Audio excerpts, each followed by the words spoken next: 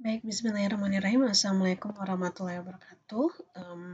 Selamat pagi. Kebetulan saya merekam ini dan sedang merevisi sebuah proposal mahasiswa ya.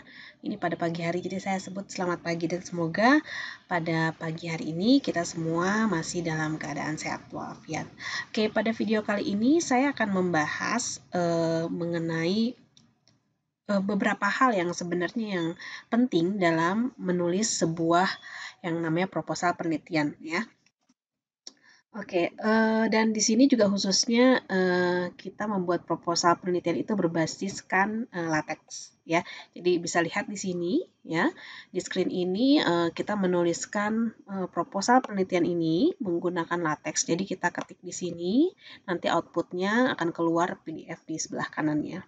Nah, saya akan memeriksa sebuah proposal mahasiswa saya dan saya akan periksa lateksnya juga gitu ya. Jadi akan ada revisi untuk segi konten penulisan proposal dan juga dari segi lateksnya ya, dari segi lateksnya.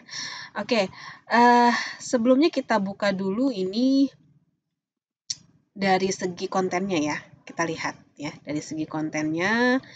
Nah, ini sudah betul ya, ini sudah sesuai dengan template yang digunakan pada jurusan Teknik Elektro UIN.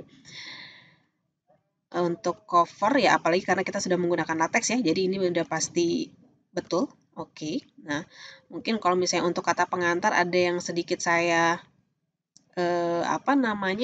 komentari ya, akan ada yang saya komentari. Pertama, di sini ini saya skimming ya. Kita lihat ini mestinya huruf besar ya, fakultas huruf besar, lalu juga nah ini nih yang saya masih suka pengen ketawa nih ngelihat kalimat untuk dosen pembimbing 1, pembimbing 2 sama aja. Ini mungkin dari angkatan berapa ya? Coba bisa bereksplorasi, bisa kreatif dikit, jangan sesuai template dari angkatan-angkatan sebelumnya ya. Coba dielaborasi lagi kata-katanya bagaimana gitu ya. Tidak sama. Ini tuh dari angkatan-angkatan sebelumnya bentuknya seperti ini ya. Coba diperbaiki ya. Lalu juga kita skimming aja. Oke. Oke. Oke, ini. Dan kalau daftar isi untuk latex ya dia sudah pasti rapih ya. Tidak perlu saya komentari. Mungkin yang saya komentari itu kalau misalnya ada nama-nama atau kata-kata di di daftar isi ini misalnya yang bahasa Inggris tapi dia tidak dimiringkan, tidak italic gitu ya. Oke. Nah, daftar tabel juga, oke. Nah, kita masuk ke latar belakang ya, ke latar belakang. Di sini ada, tadi saya sudah perbaiki sih ya, sebelumnya saya belum kerekam nih, penulisan untuk 16 derajat Celcius sama 34 derajat Celcius, sudah saya perbaiki, bentuknya betul seperti ini. Dan juga, saya belum ke konten ya. Nah, ini nih hal-hal kayak gini yang saya nggak mau terulang kembali ya. Ini kalau setelah koma itu harus ada spasi ya. Ini simple things ya, tapi kalau untuk saya ini menunjukkan ya siapa yang nulis gitu. Jadi kalian harus rapi dari mulai tulisan, bagaimana cara mengelaborasi sebuah kalimat pada TA ini juga harus diperhatikan, khususnya juga tanda baca yang itu sebenarnya sangat penting. Karena memang secara kalau dilihat di sini kan kalau tanpa spasi juga nggak enak dilihatnya. Beda kalau kita melihat di sini koma lalu spasi kan bagus ya, terlihat memang bagus. Lalu di sini state of the art ya, dan jangan lupa kalau ada typo-typo juga ya. Tuh. Ini oke. Nah, ini jangan lupa ini nggak pakai spasi nih dari D ke titiknya nggak pakai spasi. Oke, dan ya tetap konsisten ya untuk awal kalimat itu huruf itu harus besar ya. Harus kapital. Oke, ini juga nih, masih banyak nih.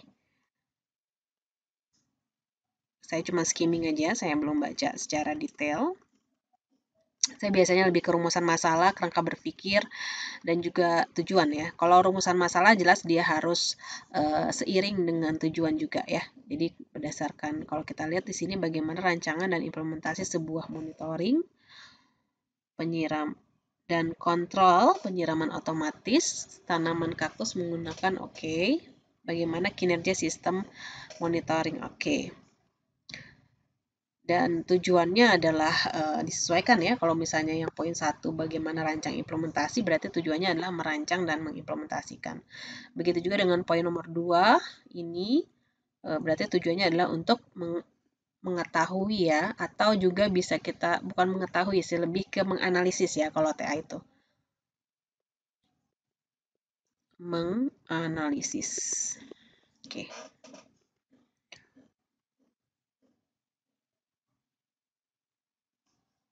Oke. Oke, manfaat akademisnya oke. Oke.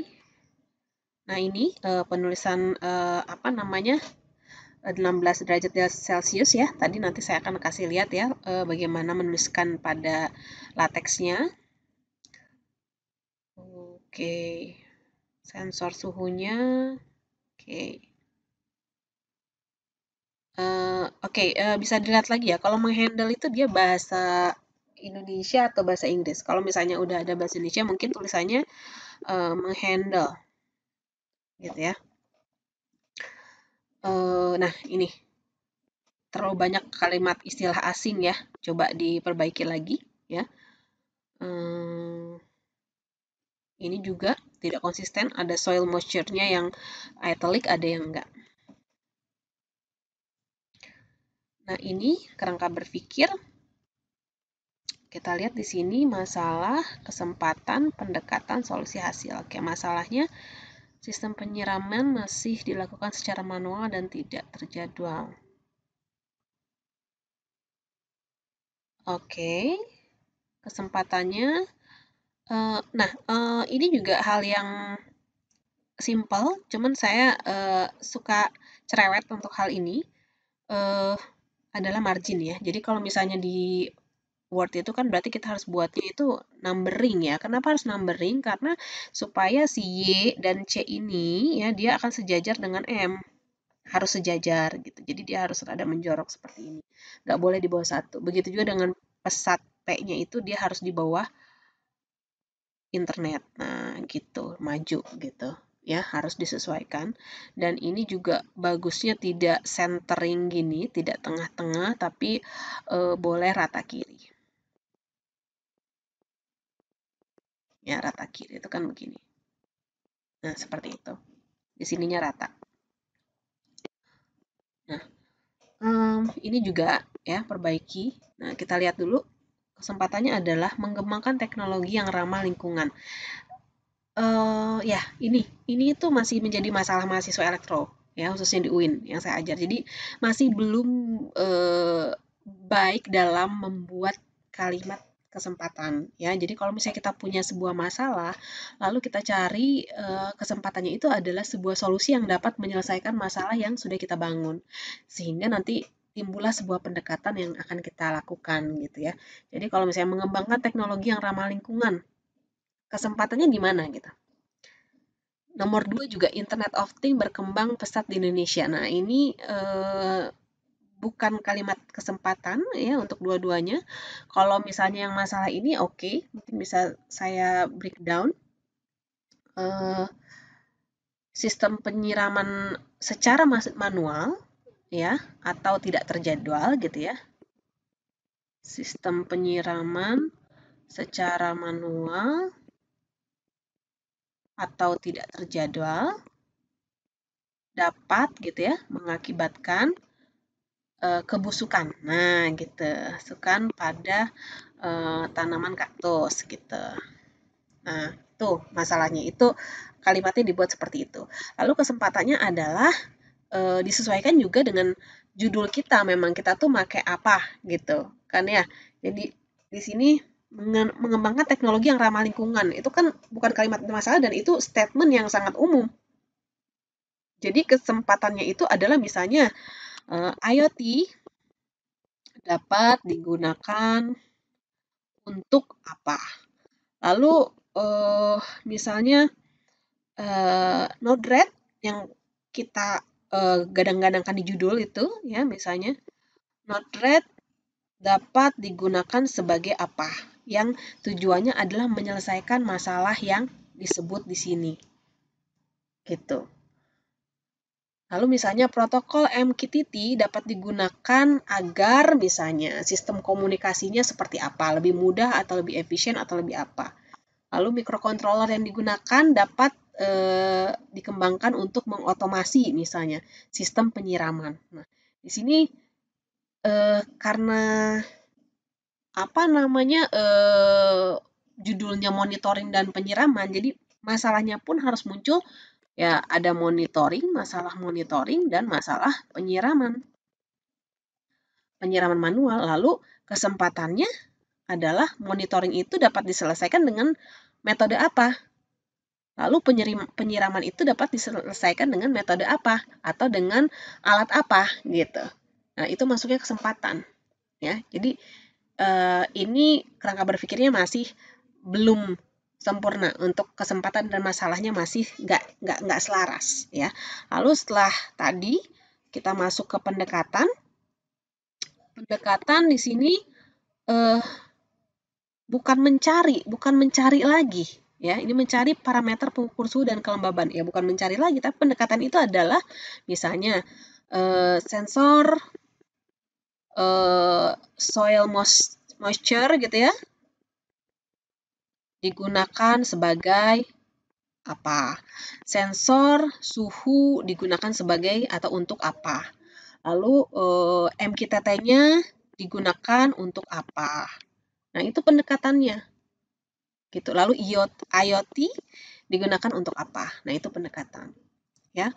Lalu solusinya, nah solusinya ini lebih ke tahapan penelitian yang memang akan kita lakukan. Jadi dimulai dari desain, intinya ada gitu ya, ada desain, lalu ada implementasi, ada pengujian.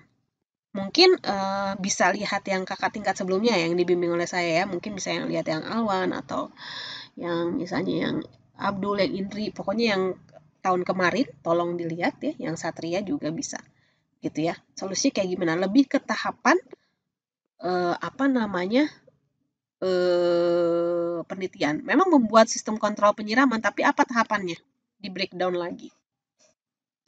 Ya, lalu hasilnya lebih ke produknya. Ya, kalau ini kan lebih ke apa ya? Penyiraman pada tanaman kaktus dapat dilakukan. Nah, ini udah bukan hasil. Hasil dari penelitian ini apa sih? Hasil dari penelitian ini adalah sistem monitoring dan gitu, langsung kayak gitu. Ini bukan prototipe lagi ya. Sistem monitoring dan penyiraman gitu ya, otomatis berbasis bla bla bla bla bla. Ya. Jadi bisa lihat yang kakak tingkat ya, yang dibimbing oleh saya, bisa lihat referensinya seperti apa membuat kerangka berpikir. Nah, jadi ini memang satu hal yang saya biasanya cerewet di kerangka berpikir ya, karena itu penting. Dan salah satu lagi adalah di rumusan masalah ya, itu udah jelas. Oke, tadi tuh sebenarnya saya ada yang oke. Ya, itu untuk kerangka berpikir. Nah, dan untuk di sini sistematika pemikiran, nah misalnya metode penelitian jangan satu baris kayak gini aja. Metode penelitian ini bab 3 meliputi metode dan tahapan penelitian yang akan dilakukan. Misalnya meliputi gitu ya, jangan satu kalimat gini. Meliputi apa. Bab 2 tentang apa aja. Landasan teorinya ini beda nih. Ini ada landasan teori, ada tinjauan pustaka. Yang mana yang dipakai? Kalau menurut saya sih mendingan landasan teori, karena kalau tinjauan pustaka itu biasanya lebih ke penelitian yang terkait dengan penelitian yang akan kita bangun. Sedangkan kalau pada TA ini biasanya landasan teori, artinya teori-teori apa yang mendukung kita dalam membuat penelitian kita, misalnya teori kontrol gitu ya. Lalu tanaman kaktusnya itu sendiri boleh gitu. Ya, untuk mengetahui bahwa kaktus itu harus dalam suhu rentang berapa sampai berapa. Ya, ininya juga harus sama dan meliputi teori dasar kan, di sini teori dasar. Nah, teori dasarnya apa aja nih? Sebutin gitu. Jangan cuma segini aja ya. Oke. Kita masuk ke tinjauan pustaka ya. Nah, di sini sudah baik ya. Nah, ini apa nih tiba-tiba gambar 2.1? Media tanam pada tumbuhan kaktus sebaiknya menggunakan media tanam berupa tanah berpasir, kompos, serta arang sekam yang dicampur dengan perbandingan 1:1:1 gambar 2.1. Nah, ini apa nih? Ini titik dan ini tiba-tiba ada satu kalimat nyempil gambar 2.1. Maksudnya apa? Mestinya ada pengantarnya dong, misalnya kalau gambar 2.1 itu menunjukkan perbandingan, ya, ini 1:1:1 ya, misalnya seperti ditunjukkan pada gambar 2.1. Cuman saya lihat di sini gambar 2.1 itu bukan perbandingan ya. Ini lebih ke gambar kaktus, tanaman kaktus. Nah, harus kasih pengantar. Ini misalnya eh, tanaman kaktus, beberapa atau tanaman kaktus memiliki berbagai jenis varian misalnya gitu ya. Seperti ditunjukkan pada gambar 2.1. Nah, kayak gitu boleh. Nah, dan juga dipastikan juga nih, apakah gambar ini apakah difoto sendiri atau memakai kamera kita sendiri gitu ya, menggunakan kamera pribadi. Nah, kalau misalnya menggunakan kamera pribadi, it's okay ditampilkan seperti ini. Tapi kalau misalnya ini sebenarnya dari Google, sumbernya harus ditulis di sini misalnya source Google image. Nah, seperti itu. Ya, ingat segala gambar yang kita masukkan dalam TA kita, kalau misalnya memang bukan foto dari kamera pribadi kita, itu harus dituliskan sumbernya. Ya, seperti itu. Nah, sebenarnya ini ada yang kurang ya. Ini kaktus hanya ngebahas cuman gini aja. Yang penting itu sebenarnya kan di sini adalah kelembaban ataupun misalnya suhu ya. Nah, mestinya di sini ada nih beberapa keterangan bahwa kaktus itu akan sangat baik atau akan sangat optimum pada suhu 30 berapa sampai berapa gitu. Menurut referensi atau teori mana gitu. Itu harus ada ya. Lalu kita lanjut. Nah, ini saya nggak tahu ini kenapa tulisannya kok berbeda ya jenis tulisannya dan juga ini tipis ya. Kenapa? Ya, itu tolong di apa namanya diperbaiki. Dan yang namanya paragraf itu nggak bisa ngegantung seperti ini. Yang namanya paragraf itu minimal ya, minimal 3 kalimat, nggak satu kayak gini. Ya, seperti itu. Oke,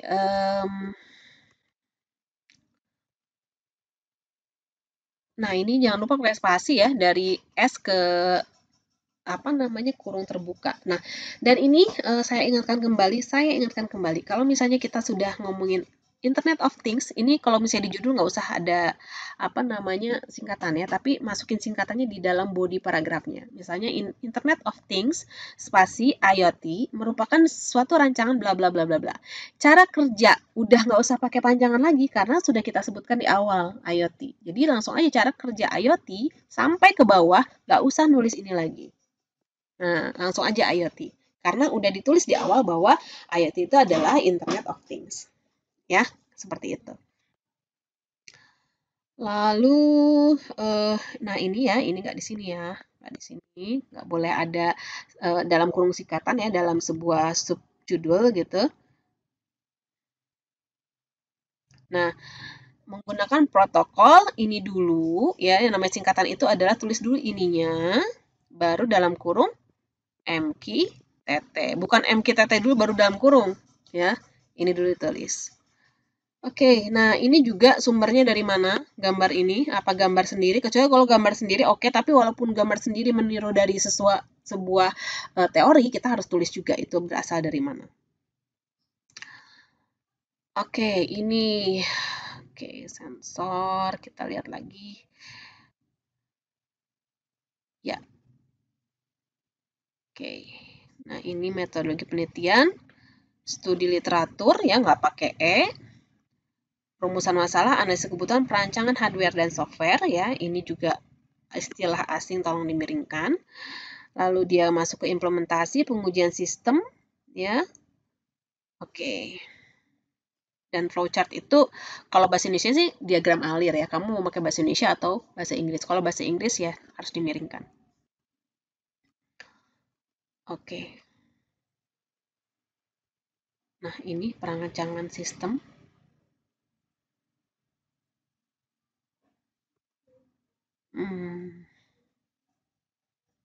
Mungkin ini akan saya periksa detail nanti. Belum saya periksa, saya skip dulu ya.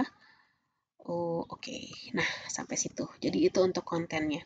Dan ini daftar pustakanya, oke. Sip. Nah, ini apa nih nomor?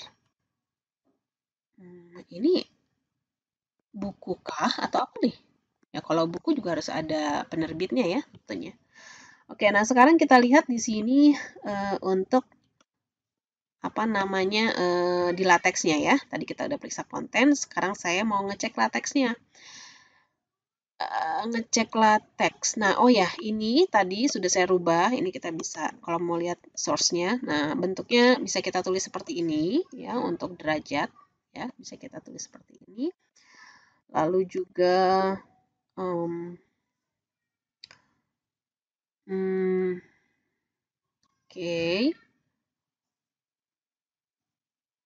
Oke, ini oke.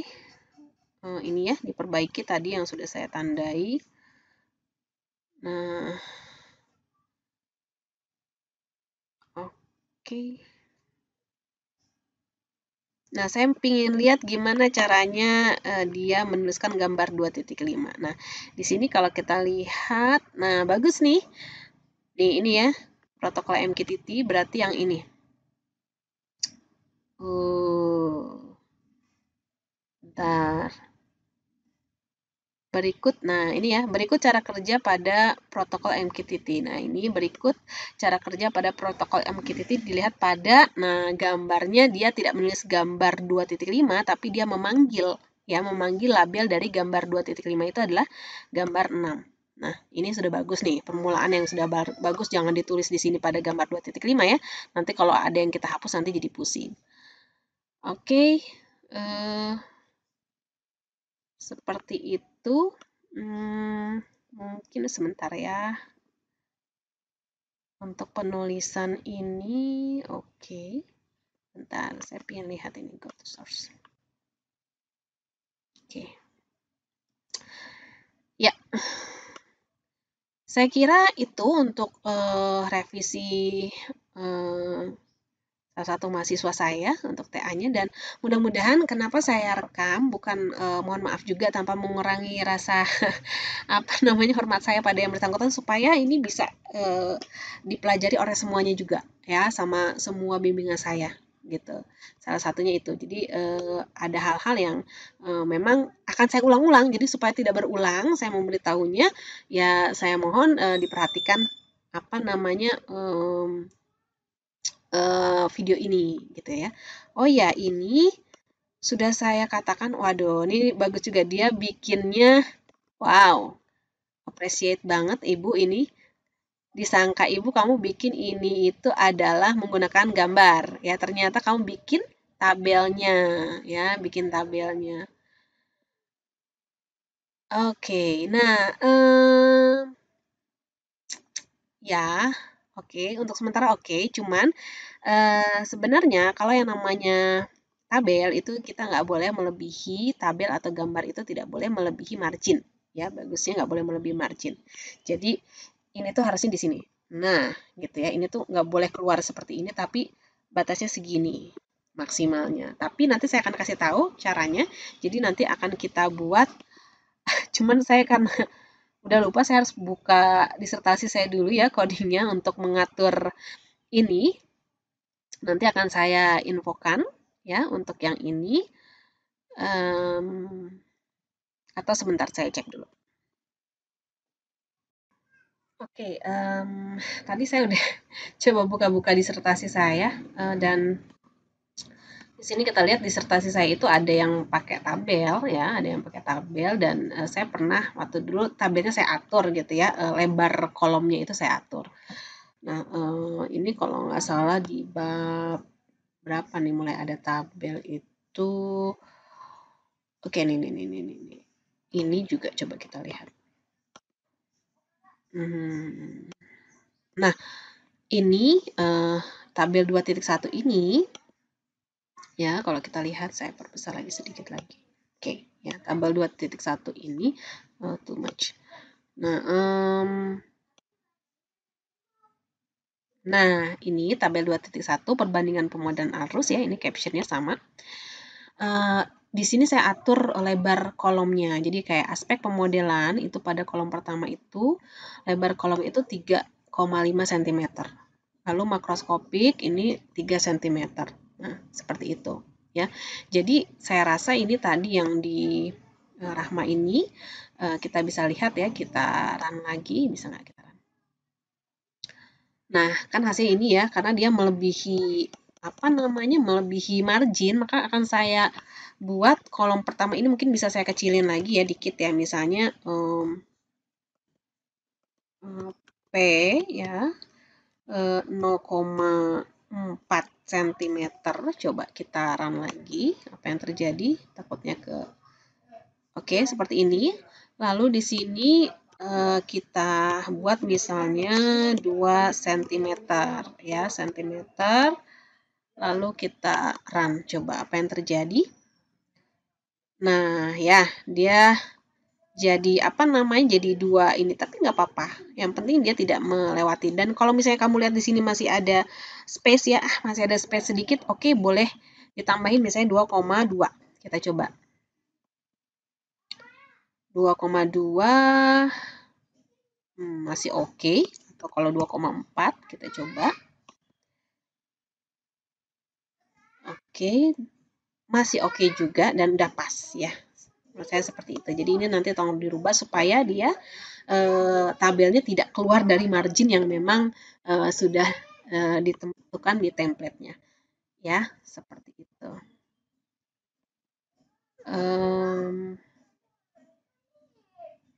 Dan untuk misalnya ini bulan ke-1 ataupun kegiatan, saya mungkin bagus lagi kalau misalnya pakai di bold ya. Sorry, text BF ya. Saya udah lupa juga nih kayaknya. Oke. Nah, jadi dari judul-judul kolomnya itu coba di bold. Ya, di bold lalu dikasih misalnya centering di tengah-tengah. Centering. Oke, centering. Coba kita run dulu ya. Kegiatannya pindah ke tengah nggak nih? Oh, belum pindah. Berarti harus pakai kurung. Kita tambah kurung lagi di sini, jangan lupa. Coba kita run. Enggak juga ya, centering atau center ya, Ibu lupa nih. Center.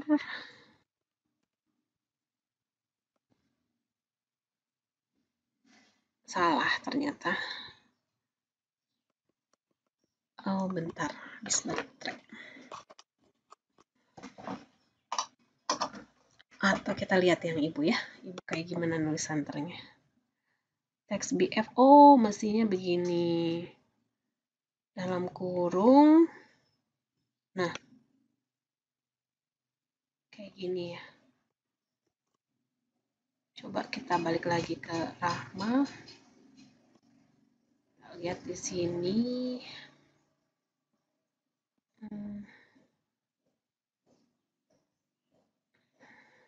Oke.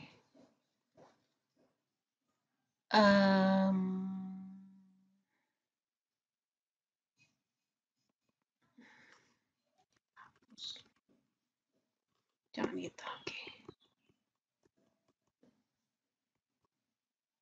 Oke, kalau ini udah jalan ya. Kita kembalikan. Kalau ini apa ya? Oh, bisa nggak gini? Cek.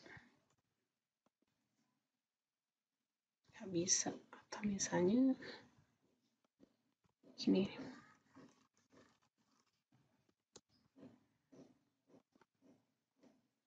Nggak bisa juga, salah Ibu. Oke,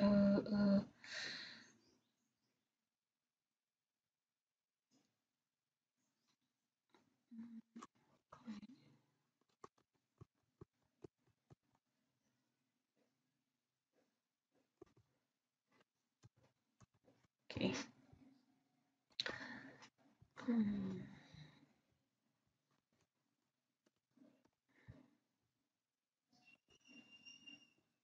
Oke, ini di sini ya. Mestinya di sini.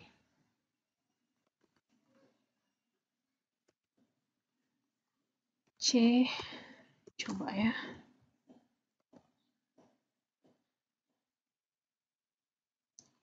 Number. Oh, oke.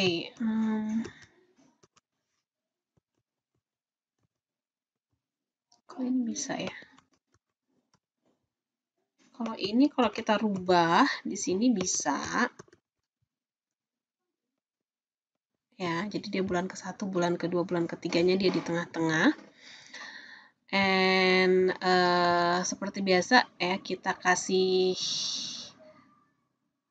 nggak perlu ya, kayaknya nggak perlu pakai bold ya, udah cukup. Lalu nomornya jangan lupa kita pakai bold juga.